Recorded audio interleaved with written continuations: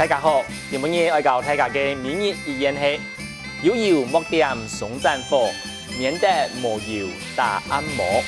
有油莫點送戰火，免得無油打暗磨。你有錢嘅時節，一定要搶食來使用。你今日有任何嘅物品物質嘅時節，也要節制來使用。唔好講有錢就輕使，有東西就輕用輕食。